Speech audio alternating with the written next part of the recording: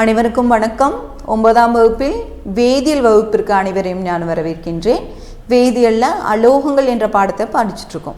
அப்போ சென்ற வகுப்பில் நம்ம என்னெல்லாம் படித்தோங்கிறது ஒன்று நினைவு கூறலாம். அதாவது அலோகங்களாகிய ஹைட்ரஜன், ஆக்சிஜன் இது எவ்வாறு தயாரிப்பது, ஹைட்ரஜன் தயாரிப்பதற்கு என்னெல்லாம் தேவைன்னு பார்த்தோம். ஜிங்க் உலோகம் நீர்த்த ஹைட்ரோக்ளோரிக் அமிலத்துடன் வினைபுரியும் பொழுது ஜிங்க் குளோரைடு ஆகவும் ஹைட்ரஜன் வாயு வெளியேறுகின்றதுன்னு பார்த்தோம். ஹைட்ரஜன் என்ற பொருளுக்கு என்ன அர்த்தம்? எரிகின்ற வாயுன்னு நம்ம படித்தோம். அது மாத்திரம் இல்லாமல் அதனுடைய பண்புகள், அதனுடைய பயன்பாடுகள் என்னன்னு படித்தோம். எல்லோரும் எழுதியிருக்கீங்களே அவங்களுடைய நோட்புக்கில். அடுத்ததான் ஆக்சிஜன் வாயு உயிர் வாயு. எந்தெந்த சேர்மங்கள் எல்லாம் ஆக்சிஜன் இருக்குன்னு, ஆக்சிஜன் பூமியில் வளிமண்டல காற்றில் எந்த விழுக்காடில் எவ்வளவு விழுக்காடில் இருக்குன்னு பார்த்தோம். மனிதர்கள் விலங்குகளில் காணப்படும் ஆக்சிஜனின் விழுக்காடு எத்தனை? 60லிருந்து 70 விழுக்காடு. வளிமண்டல காற்றில் ஆக்சிஜனின் அளவு 21 விழுக்காடு. அப்போ இந்த ஆக்சிஜன் ஹைட்ரஜனுடன் இணையும் பொழுது கிடைப்பது என்ன? தண்ணீர், வெப்பம். இது ஒரு வெப்ப உமிழ் வினை. ஹைட்ரஜன் ஆக்சிஜனுடன் இணைந்தால் கிடைப்பது தண்ணீர். இந்த ஹைட்ரஜன் ஆக்சிஜனுடைய தயாரிப்பு என்னவென்றும், அது எவ்வாறு ஆக்சிஜன் என்ற பெயர் உருவானது என்றும் படித்தோம். ஆக்சிஜன் என்ற பெயருக்கு அர்த்தம் என்ன? அதாவது ஆக்சிஜனஸ் என்றால் அமிலம் உருவாக்குவது என்று பொருள்படும். இது எவ்வாறு தயாரிப்பு என்பதும், இதன் பண்பாடுகள் என்ன, அதன் பயன்கள் என்ன, அதனுடைய பண்பாடுகள், சிறப்பு இயல்புகள் என்ன, அதை எவ்வாறு பயன்படுத்தலாம் என்றும் நாம் படித்தோம். இந்த ஆக்சிஜன் O2, இந்த ஆக்சிஜன் என்பது ஈரணு மூலக்கூறு. அப்போ இந்த ஆக்சிஜனுடைய குணங்கள், அதாவது பார்க்கும்போது அதற்கு நிறம் உண்டா? இல்லை. மனம் உண்டா? இல்லை. எரிவதற்கு துணை புரிகின்ற ஒரு வாயுவாக ஆக்சிஜன் இருக்கின்றது. தண்ணீரில் கரைகின்றதா? ஆம், தண்ணீரில் கரைகின்றது. இப்போ அடுத்ததான் இந்த ஆக்சிஜன் சில வேதி வினைகளை பற்றி நம்ம படிப்போம். எந்த ஒரு பொருளும் ஆக்சிஜனுடன் சேரும் பொழுது எரியும் வினை எளிதாக நடைகின்றது. அடுப்பு எரியும் போது அணைஞ்சிருச்சுன்னா நம்ம ஒரு ஊதுகுழல் வச்சு ஊதுறோம் இல்லையா? ஆமாம். அப்போ அங்கே என்ன நம்ம அங்கே கொடுக்குறோம்? ஊதும்போது அங்கே ஆக்சிஜனுடைய துணை பெறுவதனால் அந்த எரிபொருள் எளிதாக எரிகின்றது. ஆக்சிஜன் துணையுடன் எரிபொருள் எளிதாக எரியும் என்பதே இதன் பொருள். அடுத்ததான் ஒரு துடுப்பு கரண்டி, அதாவது ஸ்பாச்சுலர்னு சொல்கிறேன் இல்லையா? அதில் சிறிதளவு சல்ஃபர் எடுத்து சல்ஃபர் எடுத்து வெப்பப்படுத்தும் போது என்ன ஆகுது? அந்த சல்ஃபர் நன்றாக எரிகின்றது. இந்த சல்ஃபர் ஆக்சிஜனுடன் இணைந்து சல்ஃபர் டை ஆக்சைடாக மாறுகின்றது. சல்ஃபர் எஸ் கூட்டல் oxygen O2, sulphur di oxide என்பது SO2. இதே போன்று கார்பன் ஆக்சிஜனுடன் இணைந்தால் கிடைப்பது என்ன? Carbon di oxide. H2 ஆக்சிஜனுடன் இணையும் பொழுது H2O. அலுமினியம், இரும்பு போன்ற உலோகங்கள் பளபளப்பும் தன்மையை இழக்கின்றதுன்னு நம்ம பார்த்தோம். எதனால்? இந்த வளிமண்டல காற்றில் ஆக்சிஜன் இருக்குது. அப்போ இந்த உலோகங்கள் எல்லாம் ஆக்சிஜனுடன் இணைந்து உலோக ஆக்சைடாக மாறுவதனால் அதன் பளபளப்பு தன்மையை இழக்கின்றது. அப்போ அதிக அளவில் வினை புரியக்கூடிய உலோகங்கள் இதன் பளபளப்பு தன்மையை இழக்கின்றது. தங்கம் எல்லாம் அதன் பளபளப்பு தன்மையை இழக்காது என்றால் அது வினை புரியாத உலோகம். வினை புரியும் தன்மை கூடுதல் உள்ள உலோகங்களாகிய, கூடுதல் மிதமானதும் எடுத்துக்காட்டு அலுமினியம், மெக்னீசியம். இந்த மெக்னீசியம் நாடெல்லாம் கருத்து காணப்படும். அதை நம்ம மணற்காகிதம் வைத்து உரைத்து அதை பளபளப்பாக்குகின்றோம். எதனால் மெக்னீசியம் வளிமண்டலத்தில் உள்ள ஆக்சிஜனுடன் இணைந்து மெக்னீசியம் ஆக்சைடாக மாறுகின்றது. அலுமினிய பாத்திரங்கள் எல்லாம் என்ன பளபளப்பு தன்மையை இழக்கின்றது. எதனால் வளிமண்டல காற்றில் உள்ள ஆக்சிஜனுடன் இணைந்து அலுமினியம் ஆக்சைடு படலத்தை நாம் பாத்திரத்தின் மேற்பரப்பில் காண்கின்றோம். அதனால் தான் அதன் பளபளப்பு தன்மையை அது இழக்கின்றது. உயிர் சிதைவு. தாவரங்களுடையவும் விலங்குனுடைய எஞ்சிய பொருட்கள் உயிர் சிதைவுக்கு உட்படும் இல்லையா, நமக்கு தெரியும். ஆமாம். அப்போது இந்த உயிர் மூலக்கூறுகளுடன் பாக்டீரியா போன்றவை போன்ற நுண்ணுயிர்கள் வினை புரிவதே இதற்கான காரணம். இவை யாவும் என்ன செய்கின்றன? உயிர் மூலக்கூறுகளை ஆக்சிஜனேற்றம் அடைய செய்து அவற்றின் உயிர் வினைகளுக்கு தேவையான ஆற்றலை அளிக்கின்றது. இந்த பாக்டீரியா பூஞ்சையோட பண்பாடு என்ன? அந்த உயிர் வினைகள் எல்லாம் உள்ள அணுக்களை வெளியேற்றுகின்றது. அதை உயிர் வாழ்வதற்கான ஆற்றலை அளிப்பது பாக்டீரியா பூஞ்சை போன்ற நுண்ணுயிர்கள் ஆகும். இந்த நுண்ணுயிர்கள் உயிர் மூலக்கூறுகளை ஆக்சிஜனேற்றம் அடைய செய்து அவற்றின் உயிர் வினைகளுக்கு தேவையான ஆற்றலை அளிக்கின்றது. அடுத்ததா இந்த ஆக்சிஜனுடைய பயன்கள் என்னன்னு பார்க்கலாம். எரிதலுக்கு, ராக்கெட்டுக்கு வினை, அதாவது ராக்கெட் எரிபொருளாக ஆக்சிஜன் ஏற்றியாக செயல்படுகின்றது. செயற்கை சுவாசத்திற்கு என்ன தேவை? ஆக்சிஜன் தேவை. தொழிற்துறைகளில் பார்த்தோம்னா இந்த வெல்டிங் பண்ணுறாங்க இல்லையா, உலோகத்துங்களையெல்லாம் மெட்டல் வெல்டிங், அதற்கு ஆக்சிஜன் தேவை. மலை ஏறுபவர்கள், ஆழ்ந்த கடலினுள் செல்பவர்கள் எல்லாம் செயற்கை சுவாசத்திற்காக இந்த ஆக்சிஜன் சிலிண்டர்களை கொண்டு செல்கின்றார்கள். இவையாவும் ஆக்சிஜனின் பயன்கள் ஆகும். அடுத்ததா நம்ம இங்கே பார்க்கறது ஓசோன். ஓசோன் என்பது O3. ஈரணு மூலக்கூறு O2 ஆக்சிஜன், மூ அணு மூலக்கூறு O3 என்பது ஓசோன் ஆகும்.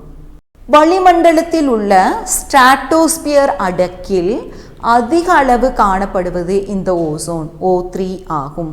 வளிமண்டலத்தில் காணப்படும் ஆக்சிஜன் அதிக ஆற்றல் உள்ள கதிர்களை உட்கிரகித்து O2 என்பது சிதைந்து O அணுக்களாக மாறுகின்றது. இந்த O2 இந்த சிதைவடைந்த O அணுக்களுடன் இணைந்து O3 என்ற ஓசோன் மூலக்கூறுகளை உருவாக்குகின்றது. புரிஞ்சுதா? இந்த O2 ஸ்ட்ராட்டோஸ்பியரில் அதிக அளவில் காணப்படுற இந்த O2 சிதைவடைந்து என்னவாக மாறுகின்றது? O ஆக மாறுகின்றது. மீண்டும் இந்த O2 மூலக்கூறுகள் ஆக்சிஜன் அணுக்களுடன் இணைந்து O3 ஆகிய ஓசோனை உருவாக்குகின்றது. அப்போ இந்த O3 மூலக்கூறுகள் எவ்வாறு உருவாகுதுன்னு புரிஞ்சுது. அதற்கான வேதிவினை, அதாவது O2 இந்த யூவி கதிர்வீச்சுகளை அதிக அளவில் உட்கிரகிக்கின்றது. அப்போ அது என்னவாக மாறுகின்றது? O3 ஆக மாறுகின்றது. இந்த O3 மீண்டும் சிதைவடைந்து O2 ஆக மாறுவதை, அதாவது மீள் வினையாக இருபுறத்திலும் காண்கின்ற ஒரு அம்புக்குறியை அங்கே போட்டிருக்காங்க. அப்போ அது ஒரு மீள்வினை. O2 O3 ஆக மாறுகின்றது. O3 மீண்டும் O2 ஆக மாறுகின்றது. ஓசோன் ஆற்றல் குறைந்த புற ஊதா கதிர்களை உட்கிரகித்து மீண்டும் ஆக்சிஜனாக மாறுகின்றது. O2 அதிக ஆற்றல் உள்ள யூவி கதிர்வீச்சுகளை உட்கிரகித்து O3 ஆக மாறுகின்றது. O3 என்பது ஓசோன். ஓசோன் ஆற்றல் குறைந்த கதிர்வீச்சுகளை உட்கிரகித்து மீண்டும் O2 ஆக மாறுகின்றது. இந்த செயல்பாட்டுக்கு காரணமான ஆற்றல் சூரியனிலிருந்து வரும் புற ஊதா கதிர்களை பயன்படுத்தி இதனால் இங்கு விளைவிக்கும் புற ஊதா கதிர்கள் அதிக அளவில் பூமியை வந்தடைவது இல்லை. அதாவது இந்த O2 O3 ஆக மாறுகின்றது. O3 மீண்டும் O2 ஆக மாறுகின்றது. இந்த செயல்பாட்டிற்கு தேவையான ஆற்றல் சூரியனிலிருந்து வரும் யூவி கதிர்வீச்சுகளிலிருந்து எடுக்கப்படுவது. அதனால் அதிக அளவில் சூரியனிலிருந்து வரும் யூவி கதிர்வீச்சுகள் அதிக அளவில் பூமியில் வந்து சேர்வது இல்லை, சென்றடைவது இல்லை. எதனால் என்றால் இங்கு இந்த O2 யூவி கதிர்வீச்சுகளை உட்கிரகித்து O3 ஆகின்றது. O3 மீண்டும் ஆற்றல் குறைந்த யூவி கதிர்வீச்சுகளை உட்கிரகித்து மீண்டும் O2ஆக மாறுகின்றது. அப்போ அந்த சூரியனிலிருந்து வரும் யூவி கதிர்வீச்சுகள் அதிக அளவில் பூமியில் வந்து அடைவது இல்லை. இப்போ இந்த அடுத்ததான் நம்ம பார்க்க போகிறது இந்த chlorofluoro carbon chlorine fluorine carbon இணைந்து உருவாக்கும் சேர்மம் குளோரோஃப்ளூரோ கார்பன் ஆகும். இதை CFC என்று அழைக்கின்றோம். இவற்றை அழுத்தம் பயன்படுத்தி எளிதில் திரவமாக்க முடியும். அவ்வாறு செய்யும் போது அது அதிக அளவில் குளிர்ச்சியை உருவாக்குகின்றது. அதனால் தான் இந்த குளோரோஃப்ளூரோ கார்பனை நாம் குளிர்சாதன பெட்டிகளிலும் ஏசியிலும் உபயோகிக்கின்றோம். இது அதிக நீண்ட நாள் இதை உபயோகிக்கும் பொழுது அந்த சாதனங்கள் பழுதடையும் பொழுது இந்த குளோரோஃப்ளூரோ கார்பன்கள் எல்லாம் ஓசோன் படலத்தை சென்றடைகின்றது. அங்கே என்ன ஆகின்றது? ஓசோன் ஓட்டை உருவாவதற்கு இந்த குளோரோஃப்ளூரோ கார்பன்கள் காரணமாகி விடுகின்றன. அப்போ நம்ம இப்போ தான் படித்தோம், அதாவது சூரியனிலிருந்து வரும் அதிக ஆற்றல் உள்ள யூவி கதிர்வீச்சுகளை பூமியில் வந்து அடைவதற்கு தடையாக ஒரு படலமாக பாதுகாப்பு கவசமாக விளங்குவது இந்த ஓசோன் படலம். அப்போ அந்த ஓசோன் படலத்தில் ஒரு ஓட்டை விழுந்து விட்டால் அது மனிதர்களுக்கு தீங்கு விளைவிக்கின்றது. அதனால் இந்த அதிக அளவில் குளோரோஃப்ளூரோ கார்பன்களை நாம் பயன்படுத்தக்கூடாது. இந்த குளோரோஃப்ளூரோ கார்பன்கள் நேரடியாக ஓசோன் படலத்தை சென்று அடைந்து அங்கு ஒரு ஓட்டை உருவாகின்றது. ஓட்டை உருவாயிருச்சுன்னா என்ன ஆகும்? அங்கே இருக்கிற யூவி கதிர்கள் எல்லாம் நேரடியாக பூமியை வந்து அடைந்துகின்றன. அவ்வாறு அடைந்தால் மனிதனுக்கு அது தீங்கு. அப்போ இதை பற்றி ஒரு விழிப்புணர்வை ஏற்படுத்துவதற்காக நாம் ஓசோன் தினம் கொண்டாடுகின்றோம். மக்களுக்கு இந்த ஓசோனின் நன்மைகள், இந்த குளிர்சாதன பெட்டிகள் அதிக அளவில் CFC குளோரோஃப்ளூரர்கள் கார்பன்களை பயன்படுத்துவதனால் எவ்வாறு ஓசோன் படலத்தில் ஓட்டை படுகின்றது என்பதை ஒரு விழிப்புணர்வு உருவாக்குவதற்கு வேண்டி இதை செப்டம்பர் 16 ஒரு ஓசோன் தினமாக, செப்டம்பர் 16 சர்வதேச ஓசோன் தினமாக நாம் கொண்டாடுகின்றோம். அன்றைய தினம் பல நிகழ்ச்சிகளை நடத்தி மக்களுக்கு இந்த ஓசோன் படலத்தின் முக்கியத்துவமும் குளோரோஃப்ளூரோ கார்பன்களின் தீமைகளை குறித்தும் விழிப்புணர்வை உருவாக்குகின்றோம். அடுத்ததான் இந்த வளிமண்டல அடுக்குகள் பற்றி நம்ம படிக்கலாம். பூமியில மேற்பரப்பிலிருந்து உயரம் அதிகரிப்பதற்கு ஏற்ப வெப்பநிலை ஏற்படும் மாற்றத்தை பொறுத்து பூமியின் வளிமண்டலத்தை 5 அடுக்களாக பிரிக்கிறாங்க. பூமிக்கு சற்று மேற்பரப்பில் முதல் படலம் ட்ரோபோஸ்பியர். பூமியின் மேற்பரப்பில் இணைந்து காணப்படும் வளிமண்டல அடுக்கு. காலநிலை மாற்றங்கள் ஏற்படுவதற்கு இவை காரணமாகின்றது. 8 முதல் 14.5 கிலோமீட்டர் வரை உள்ளதாகும் இந்த ட்ரோபோஸ்பியர். அடுத்தது ஸ்ட்ராட்டோஸ்பியர். ட்ரோபோஸ்பியரில் சற்று மேலே காணப்படுவது ஸ்ட்ராட்டோஸ்பியர். இது ஏகதேசம் ஒரு 50 கிலோமீட்டர் வரை பறந்து காணப்படுகின்றது. ஸ்ட்ராட்டோஸ்பியருக்கு அடுத்ததாக காணப்படுவது மீசோஸ்பியர். இந்த அடுக்கு ஸ்ட்ராட்டோஸ்பியருக்கு சற்று மேலே காணப்படுவது இந்த மீசோஸ்பியர். 85 கிலோமீட்டர் வரை இது காணப்படுகின்றது. தெர்மோஸ்பியர். சூரியனின் வெப்பம் மூலம் இந்த அடுக்கில் வெப்பநிலை மிக அதிகமாகும். அடுத்ததாக பார்த்தோம்னா எக்ஸோஸ்பியர் இது வளிமண்டலத்தின் அடுத்த அடுக்காகும். 10,000 கிலோமீட்டர் வரை இதை காணப்படுகின்றது. அப்போ பூமியில் உள்ள 5 அடுக்குகள் பற்றி படித்தோம் இல்லையா?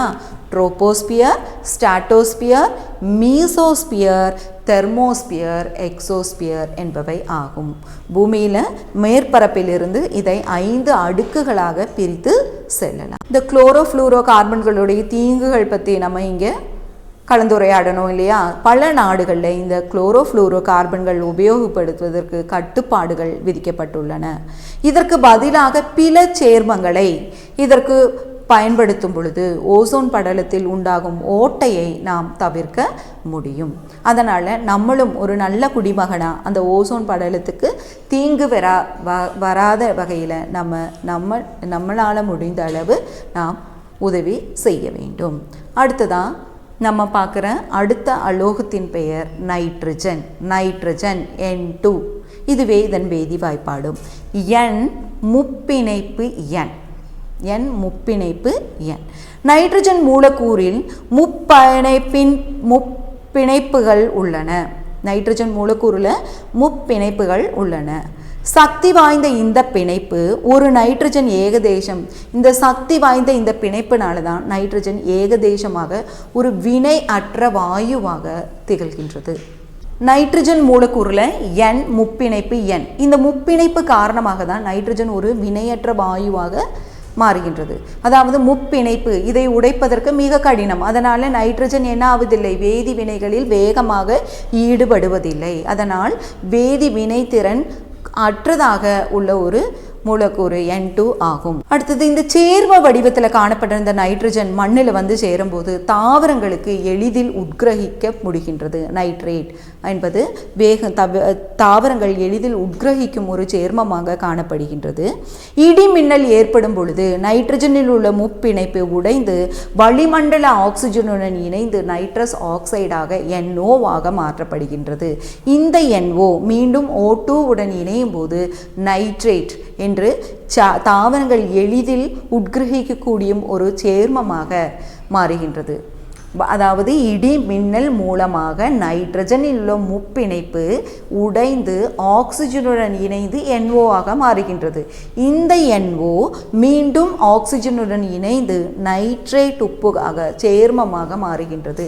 இந்த சேர்மம் தாவரத்திற்கு ஊட்டச்சத்தை அளிப்பதாக இருக்கின்றது. அது மாத்திரமல்ல, இந்த நைட்ரஜன் ஆக்சைடு மழை தண்ணீரில் கரையும் பொழுது நைட்ரிக் அமிலமாக மாறுகின்றது. ஆக்சிஜன் முன்னிலையில் நைட்ரஜன் டை ஆக்சைடு மழை நீரில் கரைந்து நைட்ரிக் அமிலமாக மாறுகின்றது. அதாவது இந்த பயறு வகை செடிகள் எல்லாம் காணப்படும் ரைசோபியம் இனத்தை சேர்ந்த பாக்டீரியாக்கள், பயிறு வகைகள் எல்லாம் காணப்படும் ரைசோபியம் இனத்தைச் சேர்ந்த பாக்டீரியாக்கள் வளிமண்டல நைட்ரஜனை உட்கிரகித்து சேர்மமாக மாற்றுகின்றது. பயறு செடி கொடிகளில் எல்லாம் காணப்படும் இந்த ரைசோபியம் பாக்டீரியா வளிமண்டல ஆக்சிஜனுடன் இணைந்து நைட்ரேட் சேர்மமாக மாற்றுகின்றது. இது மண்ணில் நைட்ரஜனின் அளவை அதிகரிக்க செய்கின்றது. செடி தாவரங்களுக்கெல்லாம் நைட்ரஜனின் தேவை இன்றியமையாதது. அப்போ தாவரங்களுக்கு தேவையான தனிமங்களில் அதிக அளவில் கிடைப்பதற்கு ஒரு வழிமுறை என்ன? இயற்கை வளம் சேர்த்துவது. அப்போ இந்த இயற்கை உரம் சேர்த்துவதோடு அல்லாமல் அப்போ இந்த இயற்கை உரம் சேர்த்துவதனால உள்ள நன்மைகள் என்ன? இயற்கை வளம் சேர்த்துவது மாத்திரம் அல்ல, இயற்கை வளம் சேர்த்தும் பொழுது மண்ணில் உள்ள நைட்ரஜனின் அளவு கூடுகின்றது. இது அல்லாமல் வேறு வழிமுறைகள் என்னன்னா, சில தோட்டங்கள் எல்லாம் பார்க்கும்போது நம்ம கோழி, ஆடு போன்றவை ஒரு பட்டியில் அடைச்சி வச்சுருப்பாங்க. அப்போ அதனுடைய கழிவுகள் மண்ணில் சேரும்போது அங்கு நைட்ரஜனின் அளவு அதிகரிக்கின்றது. மாடு மேய்ப்பது, அங்கே மாடு மேய்க்கும் போது மாடு புல்லை மேய்கின்றது. சாணம், அந்த சாணத்தில் மண்ணில் விழும்போது அங்கு நைட்ரஜனின் அளவு அதிகரிக்கின்றது. இவ்வாறெல்லாம் செய்யும் பொழுது நைட்ரஜன்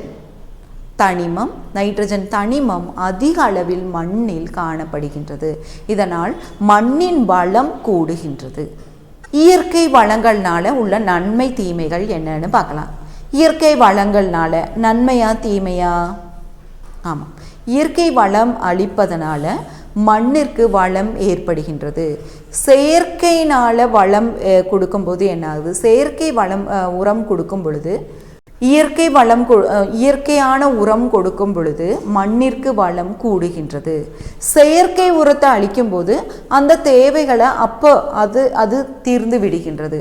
ஆனால் இயற்கையாக கொடுக்கும் பொழுது அது நீண்ட நேரம் நிலைத்து அது ஒரு வேதி வினைக்கு உட்பட்டு செடிக்கு தேவையான ஆற்றலை, உணவுப் பொருட்களை, ஊட்டச்சத்தை தேவையான நேரத்தில் அளிப்பதுடன் அது நீண்ட நேரம் நிலைத்து நிற்கின்றது. மண்ணிற்கு தீங்கு விளைவிப்பது இல்லை. இந்த செயற்கை உரங்கள் எல்லாம் அந்த நேரத்தில் மட்டுமே அது உபயோகப்படுத்துகின்றன. அது மாத்திரமல்ல, அந்த மண்ணிற்கு தீங்கு விளைவிப்பதாக இருக்கின்றது. அப்போது இந்த நைட்ரஜனோட பலன்கள் என்ன, நைட்ரஜன் என்னெல்லாம் உபயோகத்தில் இருக்குதுன்னு நம்ம இப்போ பார்த்தோம் இல்லையா. நைட்ரஜன் உரங்களின் உற்பத்தி, வாகனங்களோட டயரில் நிரப்புவதற்கு, திரவ நைட்ரஜன் குளிர்விப்பானாக உபயோகப்படுத்துகின்றது, உணவு பொட்டலங்களில் ஆக்சிஜனை அகற்றுவது, அப்போ உணவு பொட்டலங்களுக்கு அந்த ஒரு மொறுமொறுப்பு தன்மையை தருவது, சிக்கு வாடைகளை நீக்குவது, இதெல்லாம் நைட்ரஜனின் ஒரு பயனாக. பின்ன வேறு என்ன தேவை என்றால் நைட்ரிக் அமிலம், நைட்ரேட் போன்றவையெல்லாம் தயாரிப்பதற்கும் இது தேவையான ஒரு பொருளாக இருக்கின்றது. இவையாவும் நைட்ரஜனின் பயன்கள் ஆகும். நைட்ரஜனின் பயன்கள். வளிமண்டல காற்றின் முக்கிய பகுதி பொருள் நைட்ரஜன் ஆகும். வளிமண்டல காற்றில் 78% நைட்ரஜன் அடங்கியுள்ளது. நைட்ரஜன் குறித்து உங்களுக்கு என்னென்ன தெரியும்? நிறமோ மணமோ சுவையோ இல்லாத வாயுவாகும் நைட்ரஜன். நைட்ரஜன் மூலக்கூறில் முப்பிணைப்பு காணப்படுகிறது. இந்த வாயு ஏகதேசம் வினைபுரிதிறனற்றதாகவே காணப்படுகிறது. எரிதல் விகிதத்தை கட்டுப்படுத்துவதில் முக்கிய பங்கு நைட்ரஜன் வாயுவிற்கு உண்டு.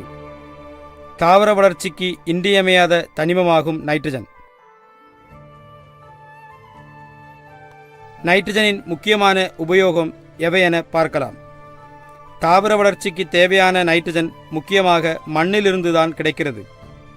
நைட்ரஜன் மண்ணை வந்தடைவது எவ்வாறு என பார்க்கலாம். இடிமின்னல் வழியாகவும் தாவர விலங்குகளின் எஞ்சிய பகுதி அழுகுவதனாலும் நைட்ரஜன் மண்ணை வந்தடைகிறது. நைட்ரஜன் அடங்கிய வேதி உரங்கள் தாவர வளர்ச்சியை வேகமடைய செய்கிறது. நைட்ரஜன் அடங்கிய வேதி உரங்களுக்கு எடுத்துக்காட்டுகள் யூரியா, அமோனியம் சல்ஃபேட் போன்றவையாகும்.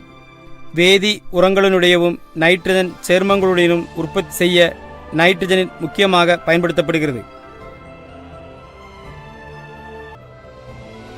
வாகனங்களின் டயரில் வாயுவிற்கு பதிலாக நைட்ரஜன் நிரப்பப்படுகிறது. இது டயரின் ஆயுள் காலமும் செயல்திறனையும் அதிகரிக்கச் செய்கிறது.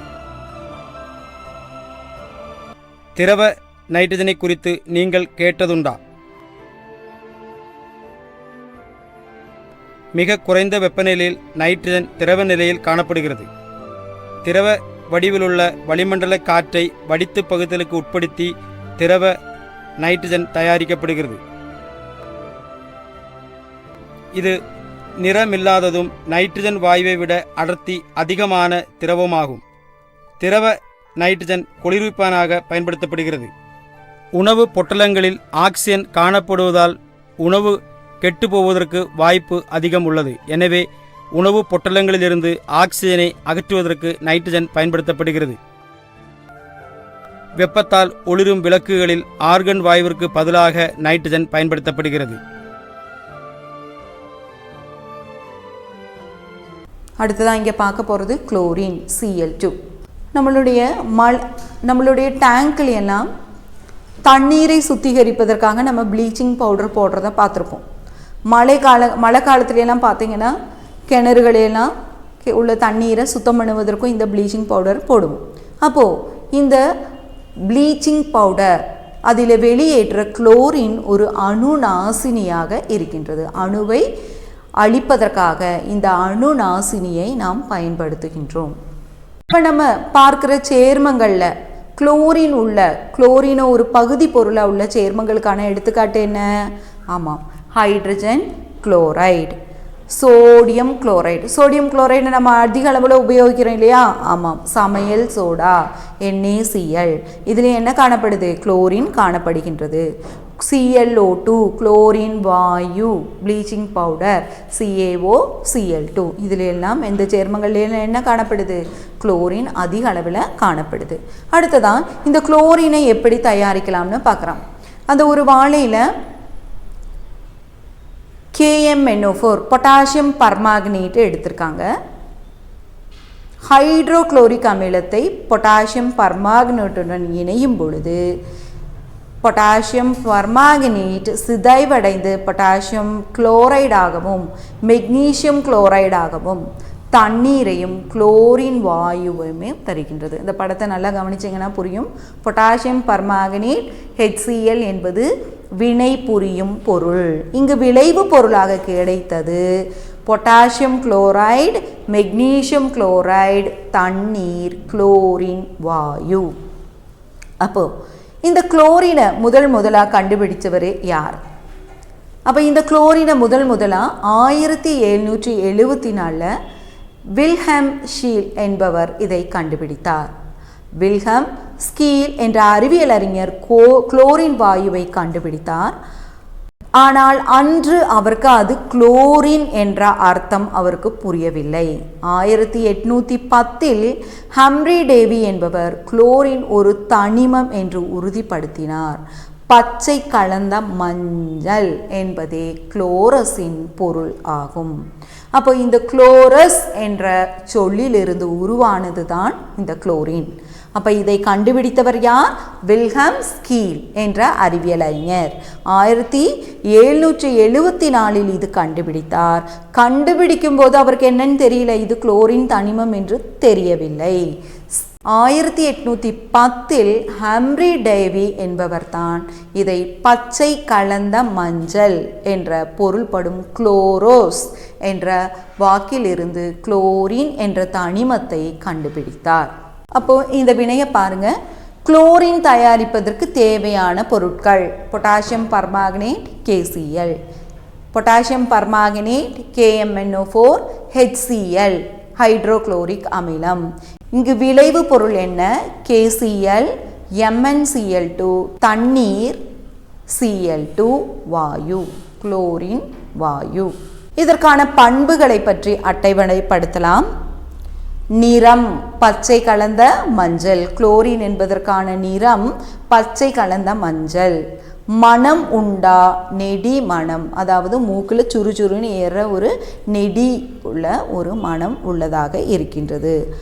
அடர்த்தி குறைந்ததா கூடுதா? காற்றை விட அடர்த்தி கூடியதாக காணப்படுகின்றது.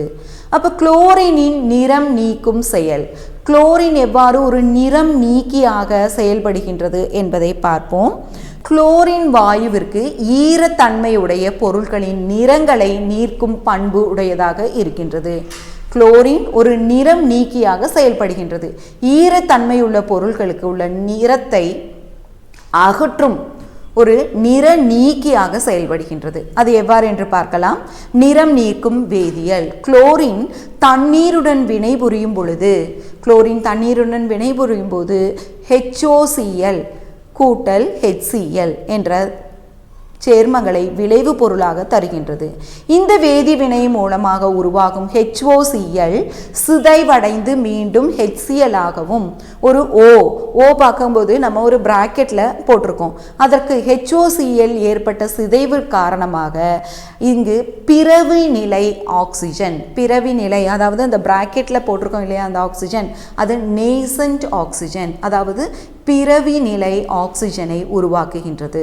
இந்த ஆக்சிஜன் தான் நிறம் நீக்குவதற்கு காரணியாக அமைகின்றது. நிறமுள்ள பொருள்களை ஆக்சிஜனேற்றம் அடைய செய்து அதனை நிறமற்ற பொருளாக மாற்றுவதில் இந்த பிறவி நிலை ஆக்சிஜன் ஒரு முக்கிய செயல்பாடு வகிக்கின்றது. இந்த பிறவி நிலை ஆக்சிஜன் முக்கிய பங்கு பெறுகின்றது. நிற நீக்கும் செயல்.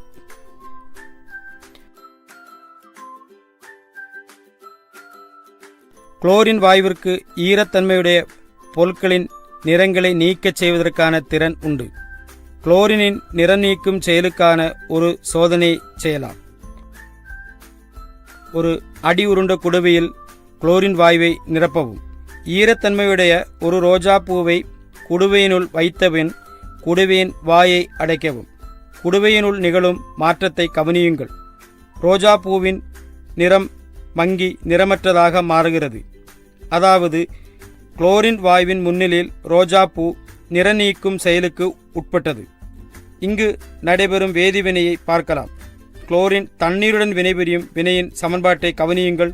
Cl2 H2O gives HCl HOCl.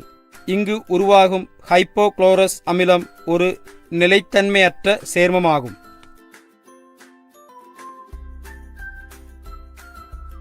HOCl சிதைவடைந்து HClலும் பிறவி நிலை ஆக்சிஜனும் தோன்றுகின்றது. அதாவது HOCl gives HClO. பிறவிநிலை ஆக்சிஜனுக்கு வினைதிறன் அதிகமாகும். அதை போலவே பொருட்களை ஆக்சிஜனேற்றம் அடையச் செய்யும் திறனும் அதிகமாகும். பிறவிநிலை ஆக்சிஜன் நிறமுள்ள பொருட்களை ஆக்சிஜனேற்றமடையச் செய்து நிறமற்றதாக மாற்றுகிறது. இதுவே குளோரின் நிறநீக்கும் பண்பின் அடிப்படையாகும். குளோரினின் நிறநீக்கும் செயல் ஒரு ஆக்சிஜனேற்றம் செயலாகும். குளோரின் ஈரத்தன்மையுடைய நிறமுள்ள பொருட்களை நிறமற்றதாக மாற்றுகிறது. இது நிறநீக்கும் செயலாகும். தூய்மைப்படுத்தும் செயலுக்கு பயன்படுத்தும் ப்ளீச்சிங் பவுடர் உங்களுக்கு தெரியுமல்லவா? இதன் மணத்திற்கு காரணம் என்ன? ப்ளீச்சிங் பவுடர் தண்ணீருடன் வினைபுரிந்து குளோரின் வாயு சுதந்திரமடைகிறது. இது நுண்ணுயிரிகளை அழிக்கின்றது. குளோரின் நமக்கு எல்லாம் தெரியும் குளோரின் ஒரு முக்கிய சேர்மமாகும்.